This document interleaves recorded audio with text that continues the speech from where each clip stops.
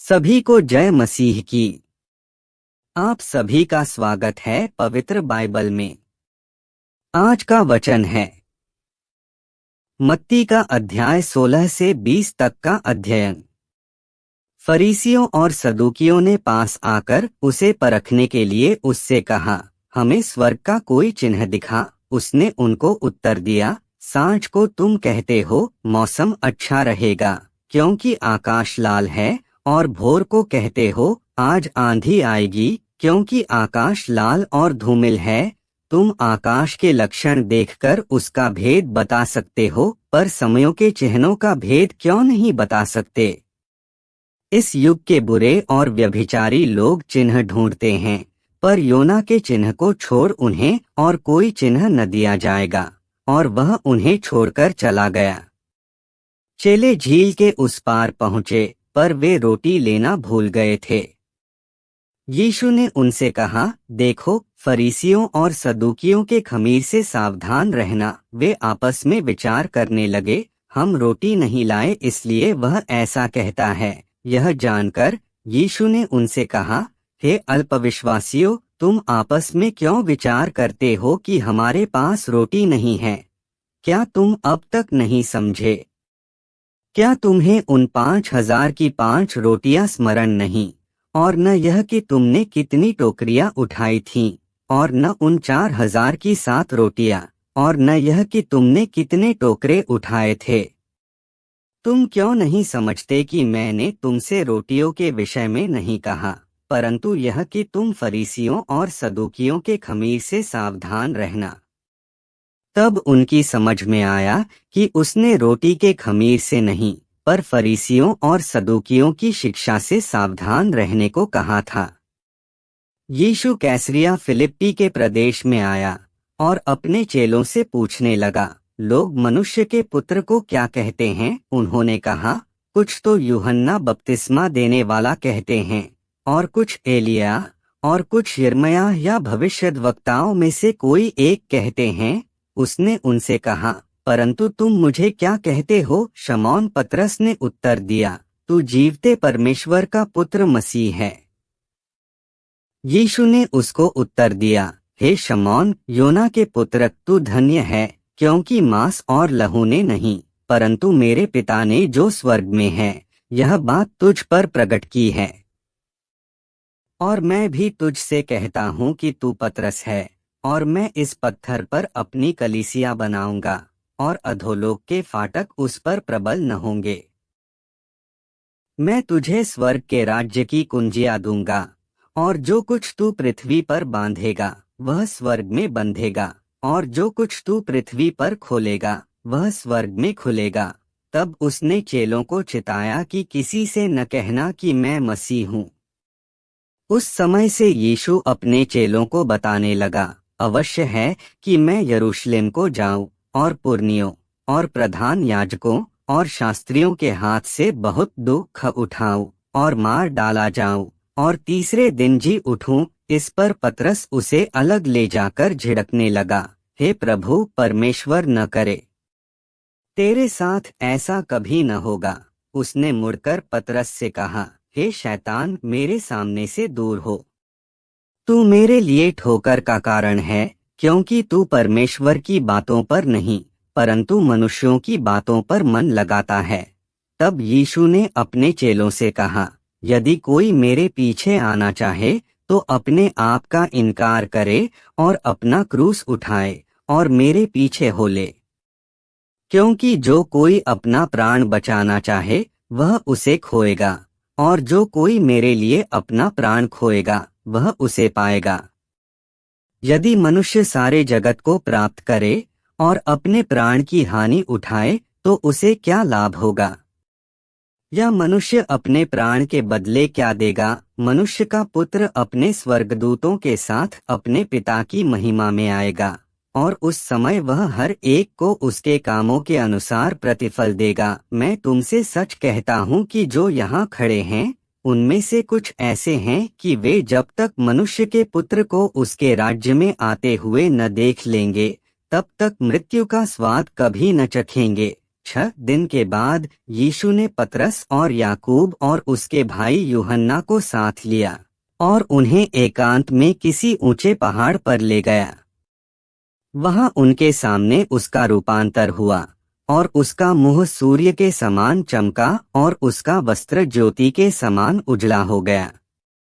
और मूसा और एलियाह उसके साथ बातें करते हुए उन्हें दिखाई दिए। इस पर पतरस ने यीशु से कहा, हे प्रभु, हमारा यहाँ रहना अच्छा है। यदि तेरी इच्छा हो तो मैं यहाँ 3 मंडप बनाऊं, एक तेरे लिए, एक मूसा के लिए और एक एलियाह के लिए। वह बोल ही रहा था कि एक उजले बादल ने उन्हें छा लिया और उस बादल में से यह शब्द निकला, यह मेरा प्रिय पुत्र है जिससे मैं प्रसन्न हूँ, इसकी सुनो। चेले यह सुनकर मुंह के बल गिर गए और अत्यंत डर गए। यीशु ने पास आकर उन्हें छुआ और कहा, उठो, डरो मत। तब उन्होंने अपनी आंखें उठाईं और यीशु को छोड़ और किसी को न देखा। जब वे पहाड़ से उतर रहे थे तब यीशु ने उन्हें यह आज्ञा दी, जब तक मनुष्य का पुत्र मरे हुओं में से न जी उठे तब तक जो कुछ तुमने देखा है किसी से न कहना। इस पर उसके चेलों ने उससे पूछा, फिर शास्त्री क्यों कहते हैं कि एलियाह का पहले आना अवश्य है? उसने उत्तर दिया, एलियाह अवश्य आएगा और सब कुछ सुधारेगा।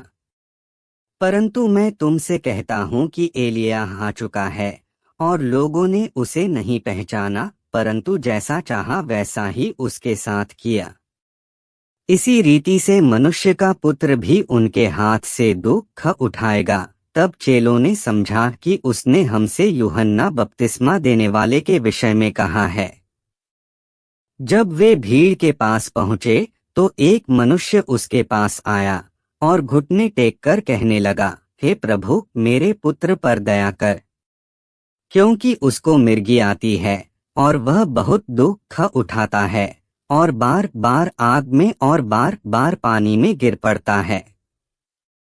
मैं उसको तेरे चेलों के पास लाया था पर वे उसे अच्छा नहीं कर सके। यीशु ने उत्तर दिया, हे अविश्वासी और हठीले लोगों, मैं कब तक तुम्हारे साथ रहूंगा? कब तक तुम्हारी सहूंगा? उसे यहाँ मेरे पास लाओ। तब यीशु ने दुष्टात्मा को डांटा और वह उसमें से निकल गई और लड़का उसी घड़ी अच्छा हो गया। तब चेलों ने एकांत में यीशु के पास आकर कहा, हम उसे क्यों नहीं निकाल सके? उसने उनसे कहा, अपने विश्वास की घटी के कारण, क्योंकि मैं तुमसे सच कहता हूँ, यदि तुम्हारा विश्वास राई के दाने के बराबर भी हो तो इस पहाड़ से कह सकोगे, यहाँ से सरक कर वहाँ चला जा, तो वह चला जाएगा और कोई बात तुम्हारे लिए असंभव न होगी। पर यह जाति बिना प्रार्थना और उपवास के नहीं निकलती।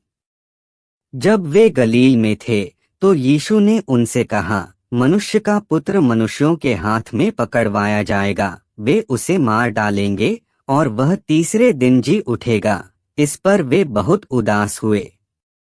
जब वे कफरनहूम पहुँचे तो मंदिर का कर लेने वालों ने पतरस के पास आकर पूछा, क्या तुम्हारा गुरु मंदिर का कर नहीं देता? उसने कहा, हाँ, देता है। जब वह घर में आया तो यीशु ने उसके पूछने से पहले ही उससे कहा, हे शमौन, तू क्या सोचता है? पृथ्वी के राजा महसूल या कर किन से लेते हैं? अपने पुत्रों से या परायों से? पतरस ने उससे कहा, परायों से। यीशु ने उससे कहा, तो पुत्र बच गए। तो भी इसलिए कि हम उन्हें ठोकर न खिलाएं, तू झील के किनारे जाकर बंसी डाल और जो मछली पहले निकले उसे ले। उसका मुंह खोलने पर तुझे एक सिक्का मिलेगा, उसी को लेकर मेरे और अपने बदले उन्हें दे देना। उस घड़ी चेले यीशु के पास आकर पूछने लगे, स्वर्ग के राज्य में बड़ा कौन है? इस पर उसने एक बालक को पास बुलाकर उनके बीच में खड़ा किया और कहा, मैं तुमसे सच कहता हूँ कि जब तक तुम न फिरो और बालकों के समान न बनो, तुम स्वर्ग के राज्य में प्रवेश करने नहीं पाओगे। जो कोई अपने आप को इस बालक के समान छोटा करेगा, वह स्वर्ग के राज्य में बड़ा होगा।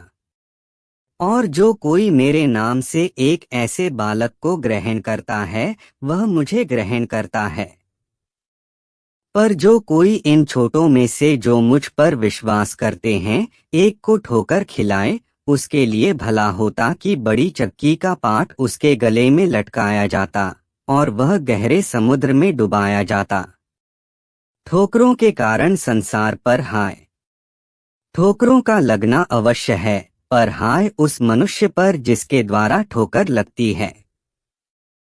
यदि तेरा हाथ या तेरा पाँव तुझे ठोकर खिलाए, तो उसे काटकर फेंक दे। टुंडा या लंगड़ा होकर जीवन में प्रवेश करना तेरे लिए इससे भला है कि 2 हाथ या 2 पाँव रहते हुए तू अनंत आग में डाला जाए। यदि तेरी आँख तुझे ठोकर खिलाए, तो उसे निकालकर फेंक दे। काना होकर जीवन में प्रवेश करना तेरे लिए इससे भला है कि 2 आँख रहते हुए तू नरक की आग में डाला जाए। देखो, तुम इन छोटों में से किसी को तुच्छ न जानना, क्योंकि मैं तुमसे कहता हूँ कि स्वर्ग में उनके दूत मेरे स्वर्गीय पिता का मुँह सदा देखते हैं। क्योंकि मनुष्य का पुत्र खोए हुओं को बचाने आया है। तुम क्या सोचते हो?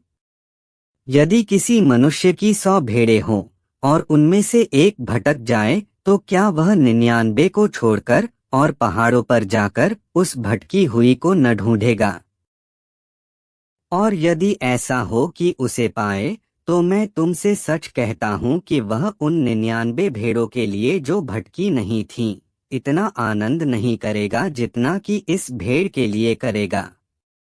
ऐसा ही तुम्हारे पिता की जो स्वर्ग में है, यह इच्छा नहीं कि इन छोटों में से एक भी नष्ट हो। यदि तेरा भाई तेरे विरुद्ध अपराध करे, तो जा और अकेले में बातचीत करके उसे समझा। यदि वह तेरी सुने तो तूने अपने भाई को पा लिया।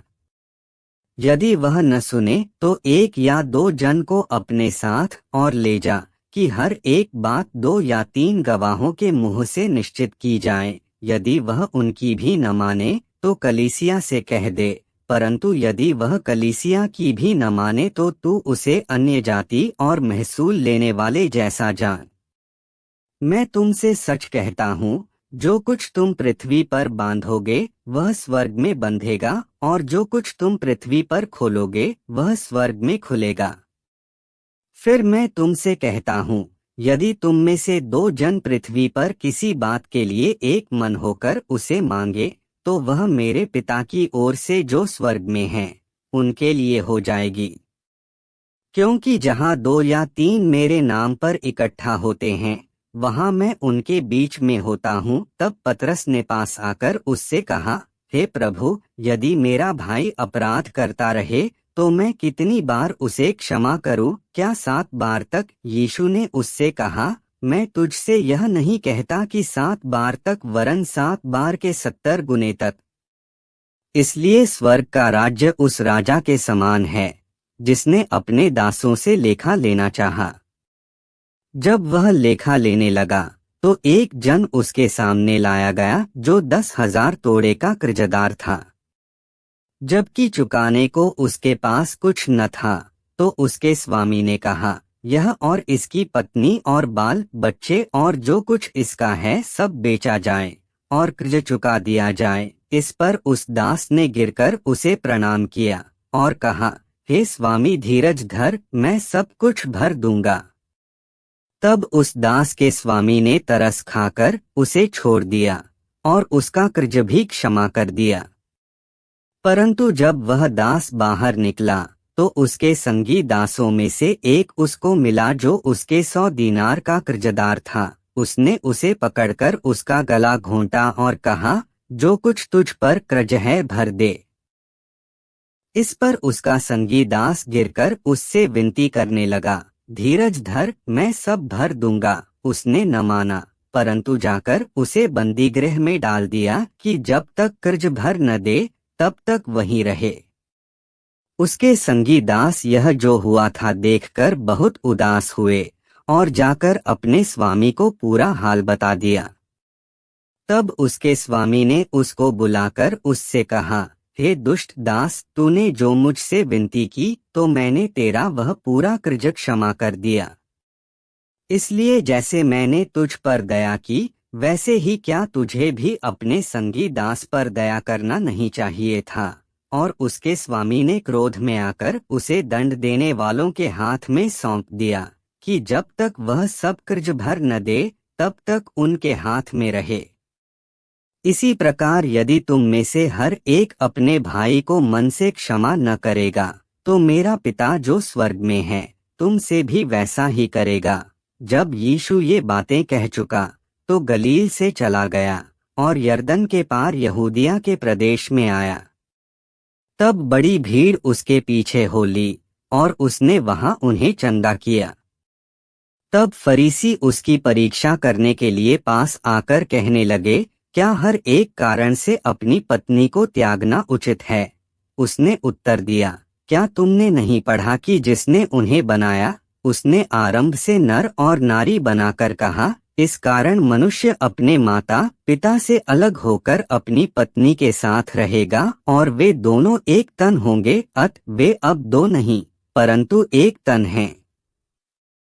इसलिए जिसे परमेश्वर ने जोड़ा है उसे मनुष्य अलग न करे। उन्होंने उससे कहा, फिर मूसा ने यह क्यों ठहराया कि त्यागपत्र देकर उसे छोड़ दे? उसने उनसे कहा, मूसा ने तुम्हारे मन की कठोरता के कारण तुम्हें अपनी अपनी पत्नी को छोड़ देने की आज्ञा दी, परंतु आरंभ से ऐसा नहीं था।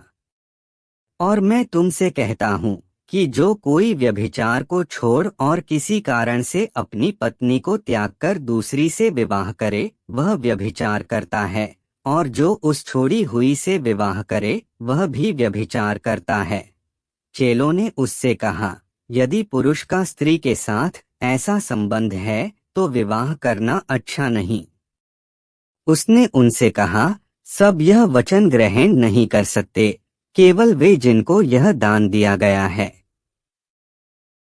क्योंकि कुछ नपुंसक ऐसे हैं जो माता के गर्भ ही से ऐसे जन्मे, और कुछ नपुंसक ऐसे हैं जिन्हें मनुष्य ने नपुंसक बनाया, और कुछ नपुंसक ऐसे हैं जिन्होंने स्वर्ग के राज्य के लिए अपने आप को नपुंसक बनाया है। जो इसको ग्रहण कर सकता है वह ग्रहण करे। तब लोग बालकों को उसके पास लाए कि वह उन पर हाथ रखे और प्रार्थना करे, पर चेलों ने उन्हें डांटा। यीशु ने कहा, बालकों को मेरे पास आने दो और उन्हें मना न करो, क्योंकि स्वर्ग का राज्य ऐसों ही का है। और वह उन पर हाथ रखकर वहां से चला गया। एक मनुष्य यीशु के पास आया और उससे कहा, हे गुरु, मैं कौन सा भला काम करूं कि अनंत जीवन पाऊं? उसने उससे कहा, तू मुझसे भलाई के विषय में क्यों पूछता है? भला तो एक ही है, पर यदि तू जीवन में प्रवेश करना चाहता है तो आज्ञाओं को माना कर। उसने उससे कहा, कौन सी आज्ञाएं? यीशु ने कहा, यह कि हत्या न करना, व्यभिचार न करना, चोरी न करना, झूठी गवाही न देना, अपने पिता और अपनी माता का आदर करना, और अपने पड़ोसी से अपने समान प्रेम रखना। उस जवान ने उससे कहा, इन सब को तो मैंने माना है, अब मुझ में किस बात की घटी है? यीशु ने उससे कहा, यदि तू सिद्ध होना चाहता है तो जा, अपना माल बेचकर कंगालों को दे, और तुझे स्वर्ग में धन मिलेगा, और आकर मेरे पीछे हो ले। परंतु वह जवान यह बात सुन उदास होकर चला गया, क्योंकि वह बहुत धनी था। तब यीशु ने अपने चेलों से कहा, मैं तुमसे सच कहता हूँ कि धनवान का स्वर्ग के राज्य में प्रवेश करना कठिन है। तुमसे फिर कहता हूँ कि परमेश्वर के राज्य में धनवान के प्रवेश करने से ऊंट का सुई के नाके में से निकल जाना सहज है। यह सुनकर चेलों ने बहुत चकित होकर कहा, फिर किसका उद्धार हो सकता है? यीशु ने उनकी ओर देखकर कहा, मनुष्यों से तो यह नहीं हो सकता, परंतु परमेश्वर से सब कुछ हो सकता है। इस पर पतरस ने उससे कहा, देख, हम तो सब कुछ छोड़ के तेरे पीछे हो लिए हैं, तो हमें क्या मिलेगा? यीशु ने उनसे कहा, मैं तुमसे सच कहता हूँ कि नई सृष्टि में जब मनुष्य का पुत्र अपनी महिमा के सिंहासन पर बैठेगा, तो तुम भी जो मेरे पीछे हो लिए हो, 12 सिंहासनों पर बैठकर इस्राएल के 12 गोत्रों का न्याय करोगे। और जिस किसी ने घरों या भाइयों या बहनों या पिता या माता या बाल बच्चों या खेतों को मेरे नाम के लिए छोड़ दिया है, उसको 100 गुना मिलेगा और वह अनंत जीवन का अधिकारी होगा। परंतु बहुत से जो पहले हैं पिछले होंगे, और जो पिछले हैं पहले होंगे। स्वर्ग का राज्य किसी गृहस्वामी के समान है, जो सवेरे निकला कि अपनी दाख की बारी में मजदूरों को लगाए। उसने मजदूरों से 1 दीनार रोज पर ठहराया और उन्हें अपनी दाख की बारी में भेजा। फिर एक पहर दिन चढ़े उसने निकलकर अन्य लोगों को बाजार में बेकार खड़े देखा और उनसे कहा, तुम भी दाख की बारी में जाओ, और जो कुछ ठीक है तुम्हें दूंगा। वे भी गए। फिर उसने दूसरे और तीसरे पहर के निकट निकलकर वैसा ही किया। 1 घंटा दिन रहे उसने फिर निकलकर दूसरों को खड़े पाया और उनसे कहा, तुम क्यों यहाँ दिन भर बेकार खड़े रहे? उन्होंने उससे कहा, इसलिए कि किसी ने हमें मजदूरी पर नहीं लगाया। उसने उनसे कहा, तुम भी दाख की बारी में जाओ। सांझ को दाख की बारी के स्वामी ने अपने भंडारी से कहा, मजदूरों को बुलाकर पिछलों से लेकर पहलों तक उन्हें मजदूरी दे दे। जब वे आए जो घंटा भर दिन रहे लगाए गए थे, तो उन्हें 1-1 दीनार मिला। जो पहले आए उन्होंने यह समझा कि हमें अधिक मिलेगा, परंतु उन्हें भी 1-1 दीनार ही मिला। जब मिला तो वे गृहस्वामी पर कुड़कुड़ा के कहने लगे, इन पिछलों ने 1 ही घंटा काम किया और तूने उन्हें हमारे बराबर कर दिया, जिन्होंने दिन भर का भार उठाया और धूप सही। उसने उनमें से एक को उत्तर दिया, हे मित्र, मैं तुझसे कुछ अन्याय नहीं करता। क्या तूने ही मुझसे 1 दीनार न ठहराया था? जो तेरा है उठा ले और चला जा। मेरी इच्छा यह है कि जितना तुझे दूं उतना ही इस पिछले को भी दूं। क्या यह उचित नहीं कि मैं अपने माल से जो चाहूं सो करूं? क्या मेरे भले होने के कारण तू बुरी दृष्टि से देखता है? इसी रीति से जो पिछले हैं वे पहले होंगे और जो पहले हैं वे पिछले होंगे। यीशु यरूशलेम को जाते हुए 12 चेलों को एकांत में ले गया और मार्ग में उनसे कहने लगा, देखो, हम यरूशलेम को जाते हैं और मनुष्य का पुत्र प्रधान याजकों और शास्त्रियों के हाथ पकड़वाया जाएगा और वे उसको घात के योग्य ठहराएंगे और उसको अन्य जातियों के हाथ सौंपेंगे कि वे उसे ठट्ठों में उड़ाए और कोड़े मारें और क्रूस पर चढ़ाए, और वह तीसरे दिन जिलाया जाएगा। तब जब्दी के पुत्रों की माता ने अपने पुत्रों के साथ यीशु के पास आकर प्रणाम किया और उससे कुछ मांगने लगी। उसने उससे कहा, तू क्या चाहती है? वह उससे बोली, यह वचन दे कि मेरे ये 2 पुत्र तेरे राज्य में एक तेरे दाहिने और एक तेरे बाएं बैठे। यीशु ने उत्तर दिया, तुम नहीं जानते कि क्या मांगते हो। जो कटोरा मैं पीने पर हूँ, क्या तुम पी सकते हो? उन्होंने उससे कहा, पी सकते हैं। उसने उनसे कहा, तुम मेरा कटोरा तो पियोगे, पर अपने दाहिने और बाएं किसी को बैठाना मेरा काम नहीं, पर जिनके लिए मेरे पिता की ओर से तैयार किया गया उन्हीं के लिए है। यह सुनकर 10 चेले उन दोनों भाइयों पर क्रुद्ध हुए। यीशु ने उन्हें पास बुलाकर कहा, तुम जानते हो कि अन्य जातियों के हाकिम उन पर प्रभुता करते हैं और जो बड़े हैं वे उन पर अधिकार जताते हैं, परंतु तुम में ऐसा नहीं होगा। परंतु जो कोई तुम में बड़ा होना चाहे वह तुम्हारा सेवक बने, और जो तुम में प्रधान होना चाहे वह तुम्हारा दास बने। जैसे कि मनुष्य का पुत्र वह इसलिए नहीं आया कि उसकी सेवा टहल की जाए, परंतु इसलिए आया कि आप सेवा टहल करे और बहुतों की छुड़ौती के लिए अपने प्राण दे। जब वे यरीहो से निकल रहे थे तो एक बड़ी भीड़ उसके पीछे हो ली, और दो अंधे जो सड़क के किनारे बैठे थे, यह सुनकर कि यीशु जा रहा है, पुकारकर कहने लगे, हे प्रभु, दाऊद की संतान, हम पर दया कर। लोगों ने उन्हें डांटा कि चुप रहें, पर वे और भी चिल्लाकर बोले, हे प्रभु, दाऊद की संतान, हम पर दया कर। तब यीशु ने खड़े होकर उन्हें बुलाया और कहा, तुम क्या चाहते हो कि मैं तुम्हारे लिए करूं? यीशु ने तरस खाकर उनकी आंखें छुईं, और वे तुरंत देखने लगे और उसके पीछे हो लिए। आमीन।